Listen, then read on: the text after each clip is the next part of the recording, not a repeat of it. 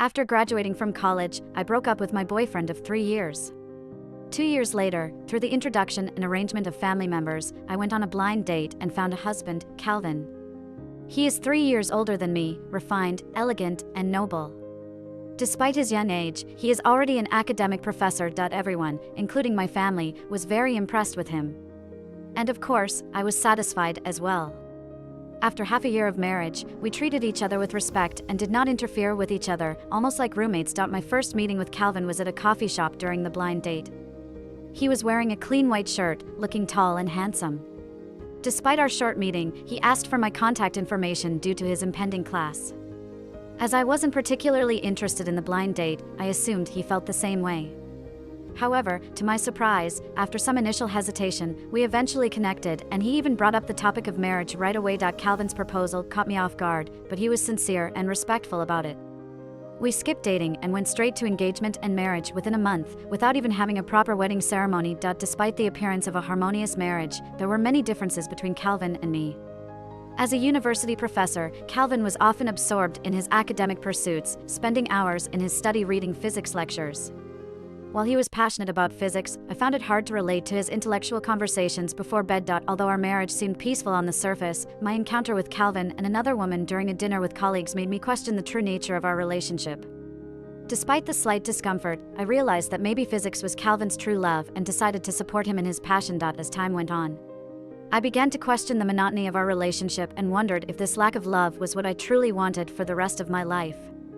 Our communication dwindled to a point where I felt disconnected from Calvin, despite living under the same roof. These thoughts of doubt lingered in my mind until one night, when Calvin offered me a glass of water without saying a word. In that simple gesture, I felt a lack of warmth and connection between us, which left me feeling even more uncertain about our future together. The next day, before leaving, Calvin told me that he wouldn't be coming home for dinner. It was something I had gotten used to. I had planned to make plans with Coco, but she was too busy because she had a new boyfriend now. Coco's boyfriend was only 19 years old. When I called, I could hear him calling Coco sister in a sweet and affectionate voice. No wonder Coco was so infatuated. You know, boys that age tend to be quite clingy. Is that so? I tried to imagine Calvin at 19. With his old-fashioned and mature personality, he probably wouldn't be like that even at 19. Since Coco was busy, I ended up going to the art studio. I studied art in college, and after graduating, I opened an art studio. The studio didn't have many students at this time, but it seemed like there were customers in the tea room section. I thought it was probably a parent coming to inquire about their child learning to paint again. It wasn't until the receptionist saw me through the window and stood up with great surprise. "Wendy, you're here?" "Mr. Peter, this is our boss." As the person with their back to the glass door turned and I saw that familiar face, my breath caught for a moment. Before marrying Calvin, I had a boyfriend for 3 years named Peter. We were college classmates. I studied painting while he studied design. Both of us were in the arts, so we had a lot in common. I had heard of Peter's name when I first entered college. His photo was featured on our school's official website for a year, and he was even our school's heartthrob. But Peter didn't look like someone in the arts. He was outgoing, loved playing basketball, and if he didn't have classes in the afternoons, you could always find him in the basketball court in his uniform. His handsome and confident demeanor captivated many girls. Being liked by such a dazzling boy should have been something to be proud of, but it wasn't. Peter was a very immature guy who never turned down any girl's advances. We had countless arguments because of this. I had cried several times. But it was always Peter who apologized first, and also Peter who would make mistakes again. Eventually, on the eve of our graduation, after learning that Peter had decided to go abroad with another girl following his family's arranged plans, I broke up with him. She was a childhood friend who I had grown up with, and it was because our families were worried that they let us go together. Why do you always overthink things? In the end, it's because you don't trust me enough. The day after our argument, Peter still chose to board the flight abroad. For over a year, we hardly had any contact. I never expected him to come back half a year after I got married. Wendy. Peter looked just the same as before. His eyes lit up when he said my name, exuding a youthful energy. "I'm back, Wendy." Fate works in mysterious ways sometimes. I watched the foam on my coffee gradually dissolve, revealing its true color. Peter sat across from me, asking about my recent life. I replied, "Just fine." The conversation and atmosphere were a bit awkward.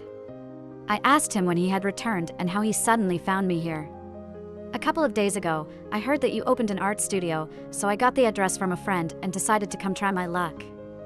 I never expected your studio to be here. My art studio was located near the university we attended. Everyone knew about the relationship between Peter and me. We had many mutual friends, but for some reason, they all thought I opened the studio near the university out of nostalgia. Even Peter had misunderstood. I smiled and said, the reason it's here is that a senior student sold it to me at a low price, so I took over, and besides, I'm married now. Peter's smile faltered. I noticed a momentary paleness on his face. Then he scratched his head and changed the subject. I heard your studio is looking for a teacher. Do you think I can do it? I was hesitant. Given our past relationship, we should probably keep some distance even if we were to meet again. Peter being a teacher at my art studio didn't seem quite appropriate. Peter insisted, shouldn't suitability be based on capability? Wendy, since you haven't let me take any classes, how do you know I'm not suitable? Or are you worried about something? Okay, then come try teaching a class tomorrow. Peter cracked a grin. It was almost mealtime, and he invited me to have lunch together. I've just come back, you wouldn't leave without having a meal with me, right? Before I could refuse, he had already decided to take me to the school cafeteria. Passing by the faculty canteen, I suddenly thought of Calvin. I wasn't sure if he was finished with his classes yet. When I returned home after lunch, it was already 7 o'clock. Turning on the lights, I was startled to hear a familiar voice. I looked upstairs and saw Calvin standing there, quietly watching me. You're back? You scared me. Why are you back so early today? Have you eaten? Calvin didn't say much. I didn't think too much about it and walked past him. I'll go shower first. Suddenly, he grabbed my hand. I turned to look at Calvin with a puzzled expression. He seemed like he had something to say, but held back. It was a bit strange. I was about to ask, but he turned and went back to the study. I was puzzled. What was going on with him today? I barely slept through the night. The hand around my waist suddenly tightened, and then my lips were blocked. Calvin, do you not have classes tomorrow? I do. I was bitten. Clearly, Calvin didn't like to hear nonsensical things.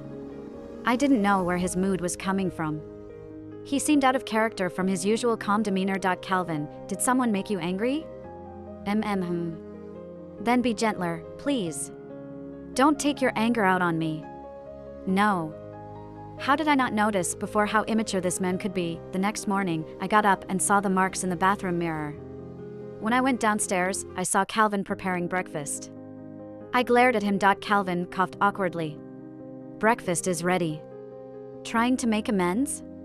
Calvin remained silent with a guilty look. I grabbed his tie, messing it up, then bit his neck. Calvin frowned. I looked proudly at the mark on his neck. If he had the guts, he shouldn't fidget with his tie during class. Otherwise, his gentleman image in the eyes of the students would crumble. In high spirits, I took a sip of milk. Calvin fixed his tie. Are you going to the art studio? Yes. Calvin surprised me with, I'll drive you. I was taken aback by his offer. Although my art studio was near the university where he taught, Calvin rarely picked me up for work. Of course, a big part of it was probably because I spent less time at the studio. Okay. I didn't question it. So we left together. When we arrived at the studio, Peter was waiting. I unbuckled my seatbelt and got out of the car. Peter noticed me and waved enthusiastically as he approached. I nodded in acknowledgement. As I walked towards the studio's entrance, Calvin suddenly called out to me. Wendy, I'll pick you up this afternoon. I was momentarily stunned before nodding in agreement. Calvin gave a light smile, his gaze casually sweeping towards Peter, who was approaching me. I watched Calvin leave and Peter then approached me.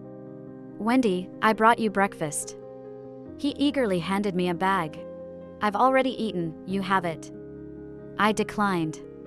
There was a fleeting look of disappointment in Peter's eyes. I pretended not to notice and heard him ask, was that the person who dropped you off? My husband. Peter fell completely silent. Yes, your husband. The breakfast bag he held crumpled in his grip. Peter wanted to stay with me as a training teacher. I arranged for him to teach a class in the morning. Although Peter had a carefree personality, he was quite responsible. By the end of the morning class, the students had a good impression of him. Wendy, want to grab lunch together? I was about to answer when someone at the door called for me. A person dressed in yellow asked, "Is Miss Wendy here?" "This is your takeaway." Takeaway? But I didn't order any. As I was puzzled, my phone rang. Surprisingly, it was Calvin. "I ordered the takeaway for you. Remember to have lunch. Strange, why was someone getting me takeaway?" Nevertheless, it saved me the awkwardness of going out for lunch with Peter. "I don't need it. My husband got me food." "You should enjoy it yourself." Peter forced a smile, not entirely happy. I feigned ignorance. I was already clear with Peter about things yesterday. I just hoped he would understand and not cause me any trouble. While Peter was out for lunch, I received a call from Coco. She asked me what I was up to, and I answered truthfully. In the end, Coco hesitantly told me that Peter had come back. "I know." "You know?" "Yes, he's currently teaching at my art studio." "What?" Coco's surprised voice came over. I explained it to her. Coco was relieved. "That's good. I thought you still had feelings for him." "Wendy, you're a married woman now. Don't make mistakes and become a fallen woman." And to be frank, I think Calvin is better than Peter. I reassured Coco. I agreed to Peter solely because of his abilities, not personal feelings. And Peter won't stay for long. After class in the afternoon, Peter asked me if I had any plans. I didn't. "Shall we then?" "Sorry. My husband is coming to pick me up." I saw the car coming outside the window. I didn't even bother to listen to the rest of what Peter was saying. I grabbed my bag and left. Peter followed me out. Calvin happened to get out of the car. "Class is over?" He looked at me as if not noticing Peter beside me. I nodded. He took my bag. "Let's go home." "Okay." At this moment, Peter seemed to have some presence. He exclaimed in surprise, "Senior?" Calvin paused his actions at the sound of senior. It seemed like he just noticed Peter and nodded. They know each other? I looked at these two in confusion. After Peter's surprised expression, his gaze lingered between me and Calvin. He stuttered, "So, Wendy's husband is you?" Calvin furrowed his brows. "Sorry, my wife and I have something to attend to. We'll chat next time." Calvin held my waist and walked away. Before driving off, I glanced back. Peter was still standing at the door of the studio, looking dazed as if losing his soul. I turned to the side. "You know Peter?" This voice sounded a bit muffled. "He is a junior from 2 years below me. We knew each other from a joint competition before, and also, we used to live in the same dorm building. Then why have I never seen you before?" Peter and I were in a relationship in college. I surprisingly had no impression of Calvin at all. Calvin tightened the grip on the steering wheel. "We are not from the same department, so it's normal not to have met. In the following days, Calvin would come to pick me up to and from work. Not only that, if he had no classes at noon, he would come to have lunch with me. From the beginning of confusion to the later heavy doubt, I started to wonder if Calvin had done something wrong behind my back. Otherwise, why was he unusually attentive to me these days? "Are you here to show off to me?" I expressed this doubt to Coco. Coco countered with a question that left me unsure of how to proceed. In addition, what confused me was Peter. Ever since Peter found out that Calvin was my husband, our occasional conversations would turn to Calvin. I originally agreed to let Calvin pick me up to and from work to let Peter see and give up. This goal seemed to have been achieved. Peter asked me when Calvin and I got together. I told him the truth. "You two met after graduation?" "When we met, I found out that he and I were alumni, and he is 2 years older than me." "I didn't expect that you knew him too. Fate, sometimes, is just so magical." "How is your relationship with him?" This question seemed loaded. I sensed something in Peter's tone. "It's good." Peter's face paled, and he fell silent. In the afternoon, when class was over, he told me he needed 2 days off to handle personal matters. I agreed. On the second day of Peter's leave, it happened to be the weekend. There were more students coming to the studio for class. When it became too busy, I had to step in to help.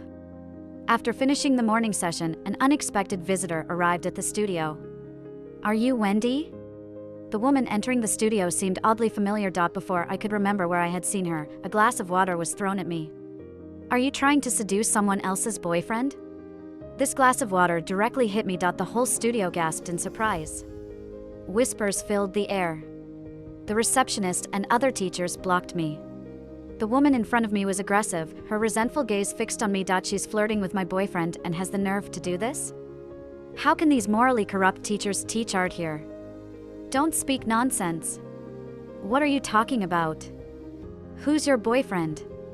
The girl at the front desk raised her hands. Your boyfriend is Peter. He was here for class yesterday. I remembered this girl. She was Cindy, the one who followed Peter abroad when he left. Peter said she was just a childhood friend. Now, his supposed childhood friend was causing a scene in my studio, accusing me of stealing her boyfriend.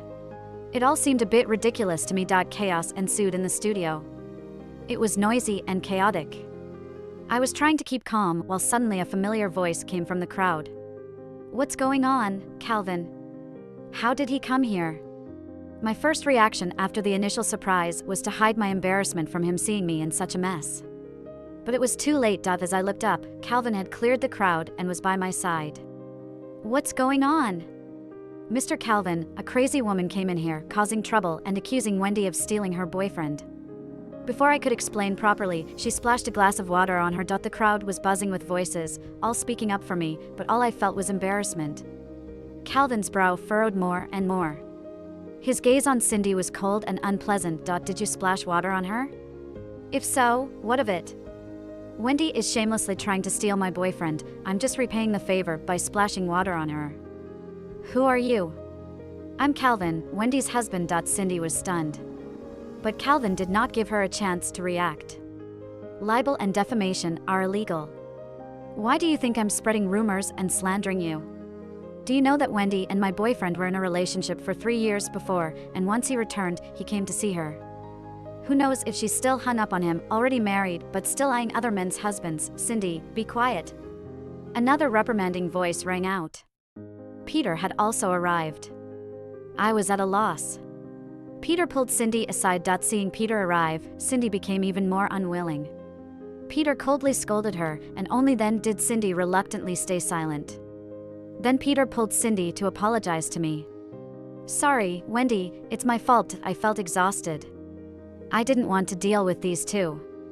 Calvin's voice was surprisingly cold. Peter, for being our alma mater, Wendy agreed to let you teach here. Don't involve her in your personal affairs. She is now my wife. Peter turned pale, his lips quivering. And also, Calvin added.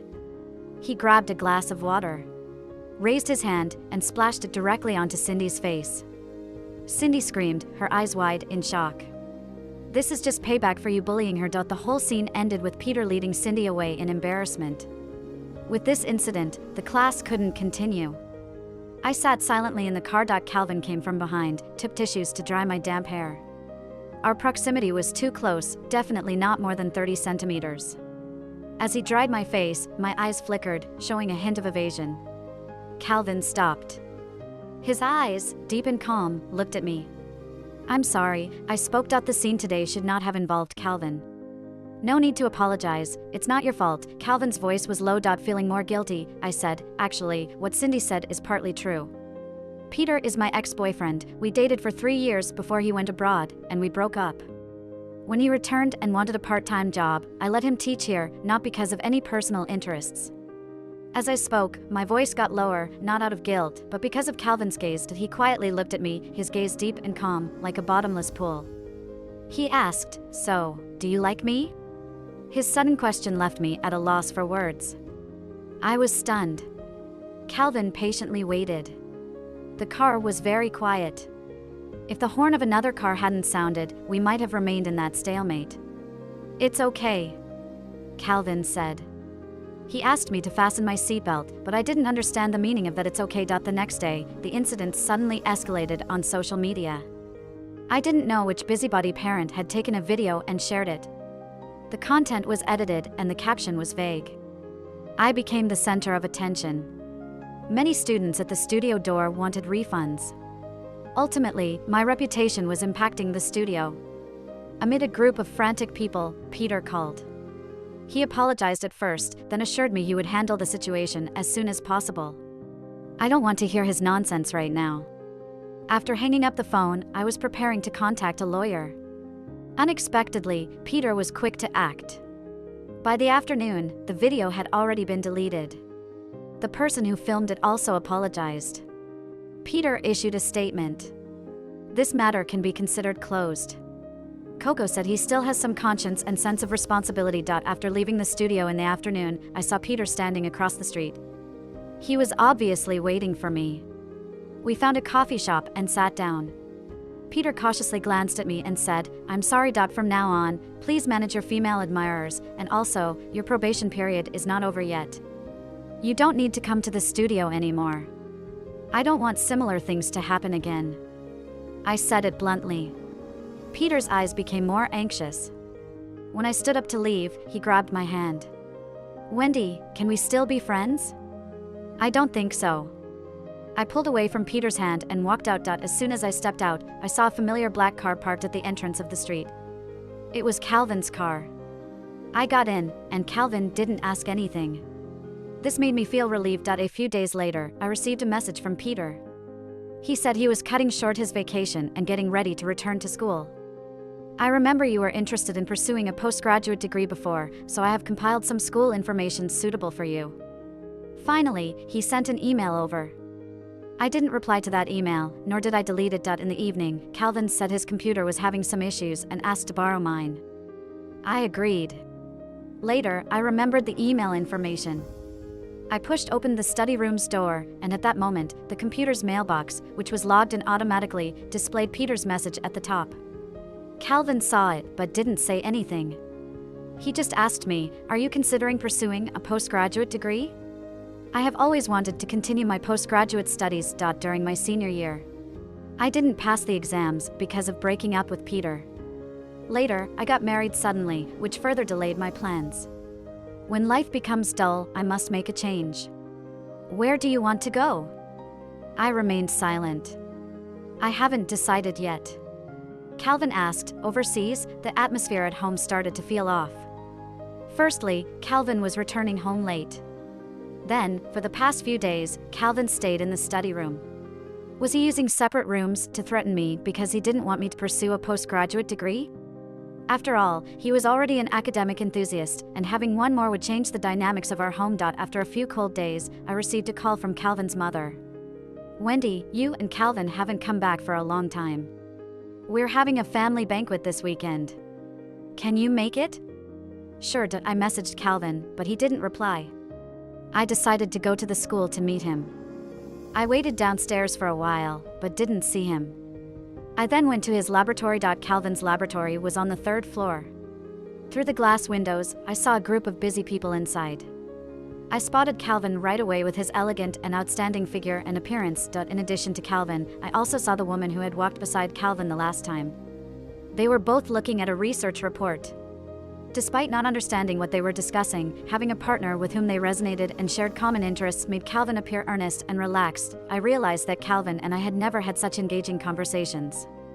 I finally understood the importance of having shared interests and a common language when looking for a partner. Part of the reason I wanted to pursue my postgraduate studies was to catch up with his pace. I didn't want to be just a stay-at-home, frugal housewife. Being together with Calvin and me was quite dull.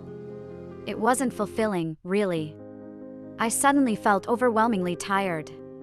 I didn't want to continue living like this. That evening, Calvin returned home very late.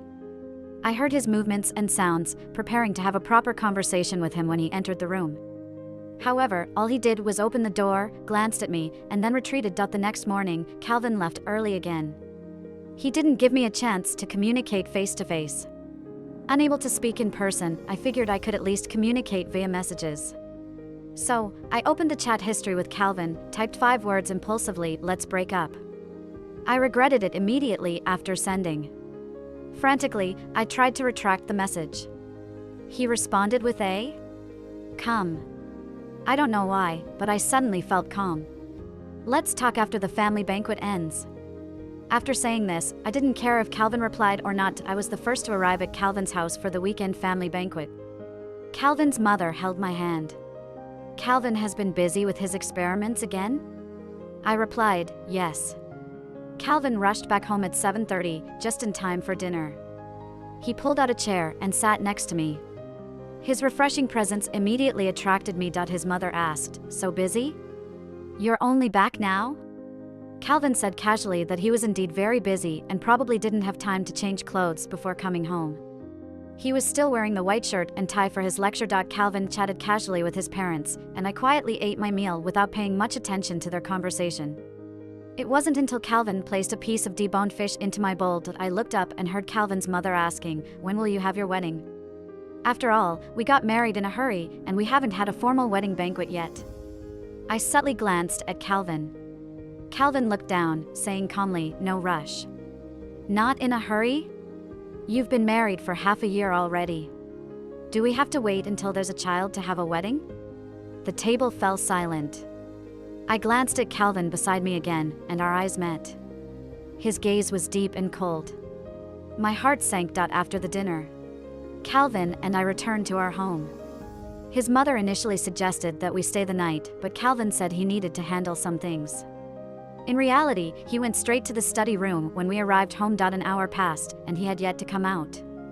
However, I remembered the message I sent to Calvin the morning before. So, I knocked on the study room door. It was dimly lit inside, and Calvin was seated in front of the computer, his head supported by his hand. Calvin, he heard my voice and looked up. The room was shadowy, and I couldn't discern his expression clearly. But I felt his gaze piercing through me. "Shall we talk?" I suggested. Once the light was on, I spoke cautiously. Calvin just stared at me, and I felt pressured for no clear reason. I cleared my throat and continued, "You saw the message I sent you, right? Let's discuss it. What does separate mean to you?" Calvin repeated. "Just a divorce." Calvin frowned. "Divorce? Why?" At that moment, countless reasons and thoughts crossed my mind.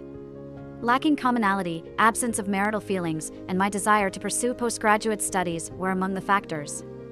But somehow, the words that actually came out were, "You're too uninteresting. I'm not fond of you." "In what way?" "In every way." He seemed taken aback. His eyes squinted, and he slowly and dangerously uttered, "Every way?" He seemed to misunderstand. Primarily, it was because we lacked feelings for each other. Moreover, if I pursued postgraduate studies, our communication would likely diminish even further. I elaborated, but Calvin seemed to become agitated. He tugged at his tie, but it didn't loosen. His actions became rougher. I noticed his neck turning red. I furrowed my brows and approached him. "Why are you pulling so hard?" I undid his tie. I noticed that he had ensnared me between himself and the desk. My eyelids twitched. Calvin's gaze was like ink. "Can't explain, just do it." When the untied tie was returned to my hands in a way I had never expected, I was shocked.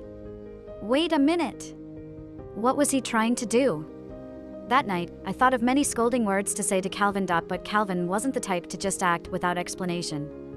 Being a university lecturer, he valued the alignment of words and actions. So, the next morning, I saw him at home. Honestly, facing him made me feel somewhat guilty, though I wasn't sure why. I broke the awkward silence and asked why he didn't go to class. "I took the day off. Before that, I wanted to address our matters," he said. Calvin drank some water and stated, "I was waiting for you in the study room." "No! Just tell me here about whatever it is," I firmly declined. Calvin was taken aback by my sudden change in tone. "Okay," he sat across from me and took out a stack of documents from his bag. "These are school information I found for you. These options might suit you better than Peter's suggestions. Take a look and see which school you like." I was baffled by Calvin's actions. Wait, aren't we supposed to be discussing our divorce? Why bring up choosing schools for my postgraduate studies? Calvin furrowed his brow. Firstly, our marriage doesn't affect your postgraduate studies. I've never interfered with what you want to do. If you want to pursue higher education and are considering divorce because of it, I disagree. Unless you want to achieve marital murder? Of course not. Calvin looked at me seriously. Then, what's your reason for wanting a divorce? We lack affection. I gritted my teeth. This marriage was too sudden and disrupted my plans while also disturbing my emotional stability. I can't tell now what my feelings are for Calvin. Is it because of liking him, or is it a different kind of emotion that arises because he is my husband? Listen to me. Until the person across me fell silent for a long time. After a while, I finally heard him say, "Okay." I thought he was going to relent right there. Surprisingly, he changed the subject. Then let's start over, Wendy, let's start from dating. I was about to ask a shocked question when Calvin suddenly lowered his brows and his voice sounded particularly despondent. You have never told me these things, he said. You have only speculated about me with your thoughts. If you don't give me a chance to change, it's unfair to me. All right, I admit it, I relented. And just like that, a family conflict was resolved. Calvin really lived up to his words. In the following months, from the morning kisses to the bedtime milk every night, Calvin and I embarked on a couple-style way of interacting as a married couple. Not only that, Calvin even gave me half of the study as a studio. He justified it as, an increase in the use of shared space can also improve the relationship between husband and wife. Whether it can improve the relationship, I do not know. But I know that my knowledge has indeed increased significantly. My French was weak, while Calvin had no barriers communicating with the French people. Thanks to Calvin's help, my French did not lag behind during my postgraduate studies. I also found out that Calvin seemed to have some insight into spatial images. Although Calvin's methods were a bit crude, I had to admit that after this period of being together, our relationship had improved slightly compared to before. At least we were not stuck in the same space, barely conversing beyond 2 sentences. After the postgraduate exams ended, I went to the school to find Calvin. Not finding him in the lab, I encountered the girl who used to work with Calvin. Wendy, are you looking for Calvin? She actually recognized me. I nodded slightly. Calvin went to the database, so if you wait here for a moment. As she opened the door to let me in, I noticed the ring on her left ring finger. Are you married? I couldn't help but ask. The girl smiled. Yes, I've been married for 2 years. Why do you ask? I smiled awkwardly. I remember Calvin saying that they are not allowed to wear jewelry during experiments. It seems I misunderstood earlier. A feeling of embarrassment and narrow-mindedness arose within me. During the wait, she poured water for me. Suddenly she asked, by the way, Wendy, isn't your studio lease coming to an end soon?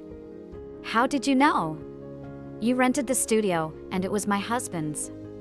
When Calvin came to inquire about it before, I remember you seemed to have rented it for 3 years. Calvin? I distinctly remember that the studio was rented to me by a senior graduate who had graduated many years ago. And I rented it right after graduation. I didn't even know Calvin back then. My husband is that senior. He and Calvin were classmates, living on the same floor during their university years. Aren't you also classmates with Calvin? I am classmates, but I met him 2 years after graduating. How could Calvin have a crush on you? How is that possible? No?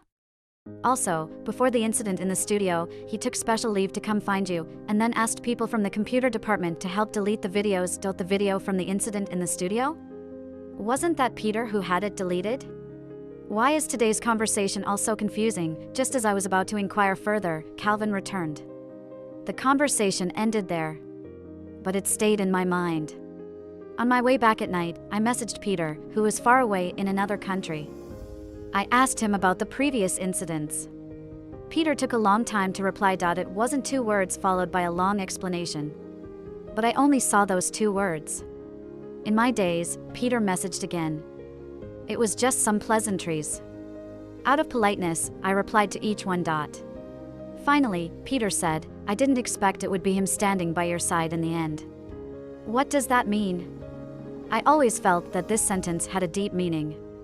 But before I could ask, Calvin called me for dinner. Coupled with subsequent things like preparing for the postgraduate exam retake and various other miscellaneous matters.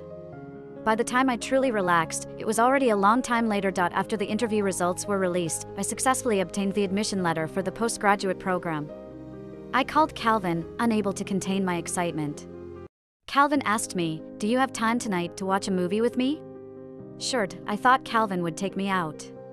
But in reality, when he said watching a movie, he meant watching a projection at home.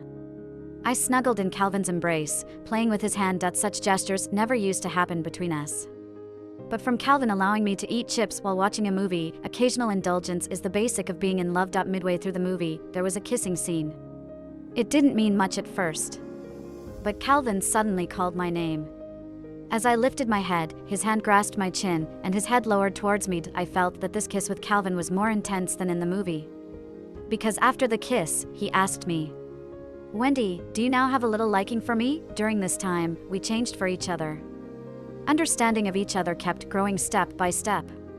We started to look for common interests and hobbies together. If there were none, then we cultivated them. That I can feel that my liking for Calvin is not just a simple liking. How about you? I have always liked you, Calvin spoke sweetly, quite charming. I thought he was just trying to make me happy. Until before the start of the postgraduate program, I was cleaning up at home and found photos from my university days. There were many photos from military training performances, competitions, and gatherings.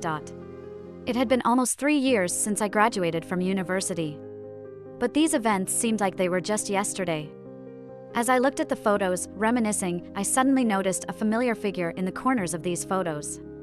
Calvin was in all these group photos. When did I have so many encounters with Calvin?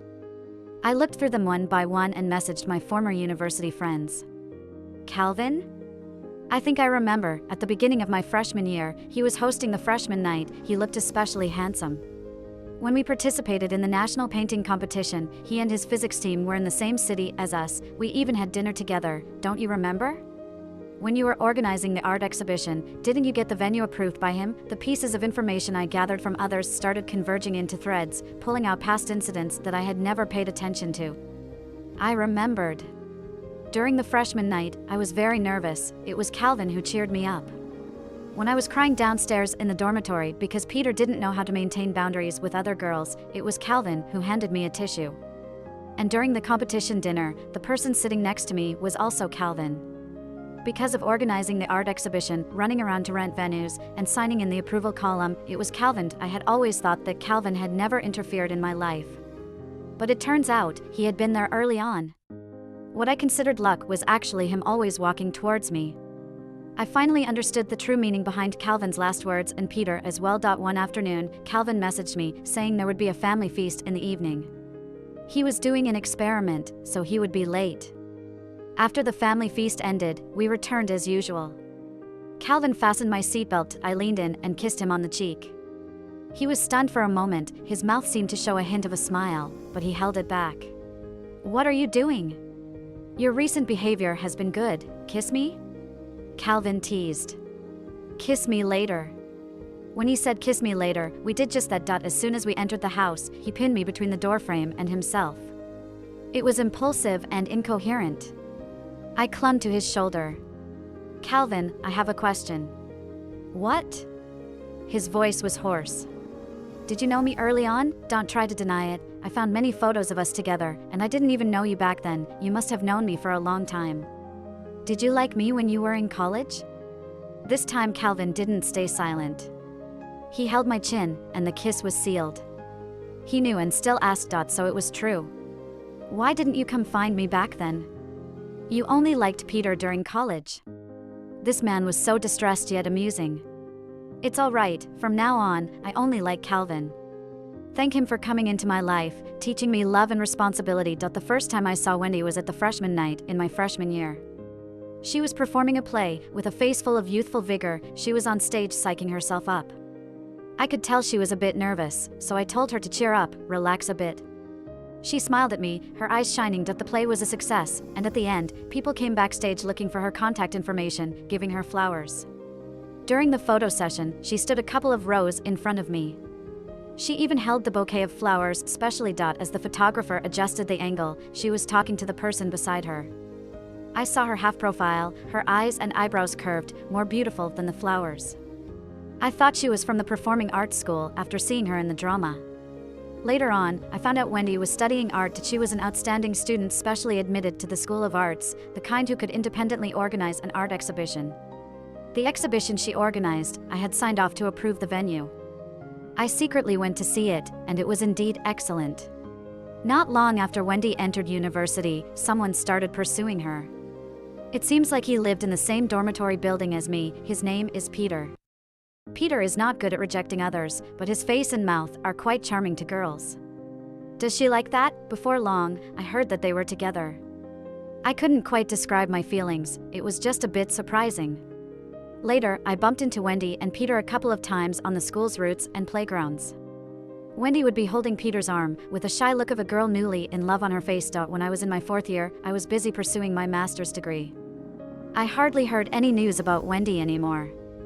But because I lived on the same floor as Peter, sometimes I would see Wendy waiting for him downstairs at the dormitory. One time as I was coming out of the library, I saw Wendy again, but this time she was crying while making a phone call. It seemed like she had a fight with her boyfriend. I handed her a pack of tissues out of kindness. She said thank you and continued crying. After a while, she left. I walked away too. When I passed by Peter's dorm on the way back, the door was open, and Peter was inside playing games. I could hear a sweet and affectionate female voice playing from his phone. Frowning, I remembered the girl who was crying downstairs moments ago. So, I knocked on their dorm door. Peter, your girlfriend was just crying downstairs. Peter gave me a glance. Not long after, I saw Wendy waiting for Peter downstairs. It seemed like they had made up. I didn't want to meddle too much. After all, she was someone's girlfriend. I threw myself into my studies as a graduate student. Eventually, I successfully became a graduate student at the university. However, because I was studying in a different campus, I moved out of the undergraduate campus. For a long time, I didn't hear Wendy's name again. But I heard that her relationship with Peter seemed stable. In my first year of graduate school, we participated in a national physics competition. We met the teacher leading the art campus team of the undergraduate school in the same city. Both teams achieved good results in the competition. Afterwards, there was a social gathering. It was then that I saw Wendy from our college, who had won a gold award representing our school in the competition. The name Wendy sounded familiar to me. I looked up and saw a girl sitting beside the teacher. At the dining table, everyone seemed quite interested in Wendy. Several people wanted Wendy's contact information. This reminded me of the first time I saw Wendy. Back then, she was politely declining people backstage. But this time, she was smiling and showing her phone. Sorry, I have a boyfriend now. The teacher praised Wendy continuously. Wendy mentioned that she wanted to open a studio in the future and pursue further studies. Our school's art major didn't seem all that notable. But I remembered a friend who had opened a studio, and the school he was pursuing further studies at seemed pretty good. After this series of thoughts crossed my mind, I was surprised. I didn't know why I was thinking about this, but I felt like if Wendy needed help, I could offer some. In reality, I didn't do much to help. When I heard about Wendy wanting to open a studio, I just inquired with my old friend. Graduate studies were even busier than before, with various experiments and thesis data. It became a non-stop cycle of busyness. During my study, because of my outstanding performance, my supervisor gave me a recommendation letter to further my studies. I didn't refuse. 2 years later, I came back and took on the title of a professor. Then, I returned to my original school as a lecturer. By then, Wendy had already graduated for 2 years. After starting work, my mom began worrying about my lifelong decision and started considering setting me up on blind dates. I wasn't really interested in dating. But my mom insisted. This girl graduated from the same school as you, she studied art, even opened a studio. I heard she's gentle and charming, try spending some time with her. I couldn't resist my mom's persistence. I casually asked, what's her name? Wendy. I suddenly smiled. All right, I got it. Before the blind date, I inquired a bit about Wendy. It turned out that she had broken up with Peter before starting the studio. After graduation, she didn't smoothly pursue further studies. Her personality had become even more calm and quiet, different from before. Wendy. I called her name. She was lost in thought but looked up as I said her name. Her eyes showed confusion. And you are? It's a pity that after meeting so many times, this was the first time we introduced ourselves seriously. I'm Calvin.